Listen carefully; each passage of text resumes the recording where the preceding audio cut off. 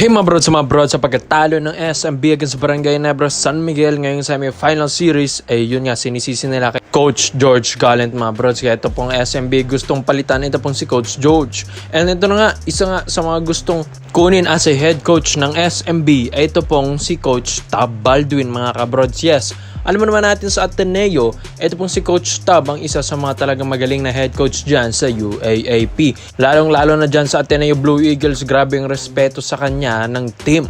Dahil syempre kahit ilang taon na yung mga nakakalipas tapos ilang roster na rin ang nahawakan ni Coach Tab Baldwin, kahit mga superstar neto graduate na, nakakapagkampiyon pa rin kahit papano. Kaya ito na nga po mga bros, masusubukan nito pong si Coach Tab yung galing niya kapag umakyat ito ng pro ngayon sa Pilipinas. Dahil sa kanyang amateur league dito sa UAAP, medyo overrated na nga daw ito pong si Coach Tab Baldwin.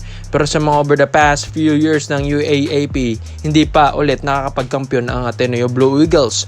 Kaya ito na nga mga kabrods, ito pong SMB, balak nilang patungtungin ito pong si Coach Tab Baldwin dito po sa PBA. How much more kung ito yung mahawakan niya, ang SMB na talaga. Dahil ito nga pong si Coach Tab, muling nasubukan dati nung nahawakan niya ang Gilas Pilipinas. Pero sino ang mga kinuha niya? Mga college players. Tapos ano nangyari mga brods? Muntik pa natin matalo yung Serbia.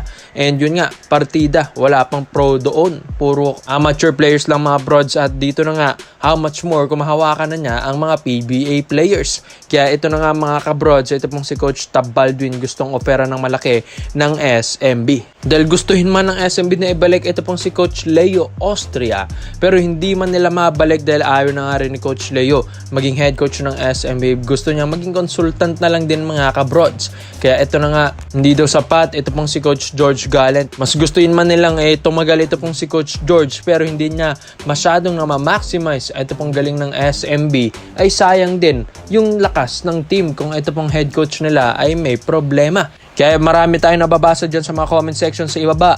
Yung mga SMB fans ay talagang yun nga, ang sisi nila sa mga comments dyan ay dito po kay Coach George Gallant mga kabrod. So alam natin, mahihirapan talaga ang SMB pag ganito ng ganito yung kanilang magiging head coach, dahil medyo mahihirapan talaga sila every season. Kahit man mga superstars yung mga kinukuha nila, pero pag hindi ka naman kayang imando ng maayos, ay dun talaga mahihirapan. Kaya ito na nga mga kabrods, ito mong si Coach Tab Baldwin, sa pagpasok na ito sa PBA, ay dito na nga inaabangan ito ng mga SMB fans. Dahil kung ang UAAP nga kaya niyang dominahin, ay paano pa ito pong PBA? Dahil diba sinasabi nga nila, ang UAAP wala nga dong fixed games dyan mga kabrods. While dito sa PBA yung iba, nagkakaroon na. Kaya yung pure galing mo ay lumalabas talaga dyan sa UAAP mga brods. Kaya diba, yung mga ibang mga head coach dito sa PBA, galing yung mga college teams mga kabrods. Kaya ito na nga, napakalakas talaga ng SMB kung tutuusin, kung ito pang si Coach Tab Baldwin ang makukuha nila. At isa pa dito, parang kaya nang dominahin ni Coach Tab Baldwin ng PBA, at sinasabi nila mas magaling nga daw ito kay Coach Tim Cone. Kasi video is brought to you by 1xBet. So matagal ko nang ginagamit ito mga brods at kumikita na rin ako dito, kaya i-share ko ito sa inyo kung saan ito pang 1xBet ay isang betting platform. Pwede kang tumaya dito ng mga paborito mong kuponan, mapa PBA, NBA at kahit anong sports mga brods.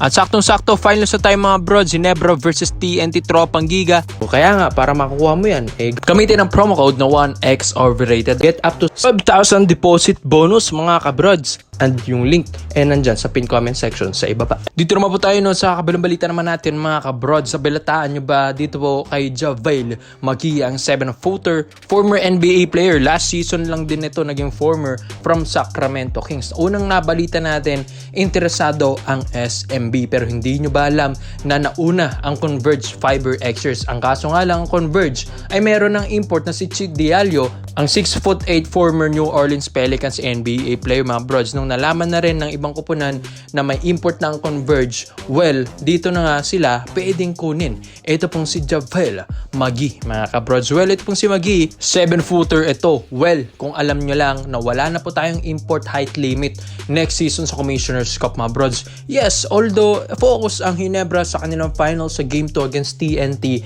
pero hindi rin mawawala yung kanilang negotiation sa mga pwedeng maging next import nila dito sa Barangay Nebra San Miguel Miguel sa Commissioner's Cup. Yes, alam mo naman natin si Brownlee ang pinaka-stable import ng Ginebra. Pero 36 years old na rin si Brownlee. Hindi na rin ito na bata mga kabrods. Maski nga si Allen Durham, yung stable import ng Meralco Bolts na 36 years old. Same age kay Justin Brownlee na 36 din, ay nagretiro na mga brods. At itong si Brownlee, mga brods, yun nga, nagbibilang na rin yung mga araw at mga years ni Brownlee para magretiro na rin sa Barangay Nebra San Miguel. Kaya ito pong Barangay Nebra, gusto nilang kumuha ng ibang import naman and mag-try. Pero ito ay syempre hindi pa buo ang desisyon ng Ginebra. Dahil syempre kahit anong season pa yan, kahit anong import height limit pa yan, they will go always kay Justin Brownlee mga kabrods. Pero ito, why not subukan nila? Ito pong si JaVale McGee. Well, nababalitaan na rin ito pong si Dwight Howard. Gusto na rin pumasok sa PBA. Gustong kunin ito ng Converge, kaso yun, meron rin silang import mga kabrods. Kaya ito pong si Dwight Howard ay pwede nang kunin ng ibang kupunan din. Well, interesadong TNT dun kay Dwight, maski ang SMB. Tapos ito pong si JaVale McGee na kanyang best friend ni Dwight Howard ay interesado rin na pumunta ng PBA dahil as of now, wala pang nagkaka-interest kay JaVale McGee sa NBA season ngayon 2024 to 2025. Kaya ito pong si McGee, imbis na maghintay ito, why not sumubok ng mga ibang liga sa ibang bansa? Kaya ang Ginebra, alam kong malaki ang kanilang magiging offer kay JaVale mga kabrods. Well, kung di nyo man kilala at kung ano yung maitutulong ni McGee sa Barangay Nebra San Miguel, simple lang mga brods, blocking, depensa, tapos pagdating sa opensa sa ilalim, lista mo na dahil kay McGee na yan mga kabrods. Tapos kondisyon pa ito, hindi lang ito basta-basta former NBA player, kung saan nagkaroon na rin ito ng 3-time NBA champion sa NBA taong 2017 and 2018 sa Warriors and 2020 sa NBA bubble sa Los Angeles Lakers mga brods. Hindi basta-basta ang JaVale McGee, legit NBA player ito at 7-footer pa mga brods. How much more na dito siya maglaro sa PBA kung dinodominan niya yung NBA from the last 4 to 6 years mga kabrods. So ganyang kalakas ang isang McGee mga kabrods. Kayang-kaya niya yan. Former USA player pa ito mga kabrods sa Olympics and World Cup. So malakas talaga ang isang JaVale McGee. Kaya hindi magsisisi ang Ginebra kung makuha man nila ito. Ngayon, kung si JB talaga ang kukunin nila, at yun nga mga brods, syempre kung mabigyan man ni Brownlee ang Ginebra ng kampyonato ngayon, championship against TNT, ay baka si JB pa rin ang pipiliin nila. Pero pag hindi mga brods, baka dito na sila kay JaVale McGee mag-go next season mga brods. Sayang kasi, import height limit simula noong 2016 pinakahuli na yon.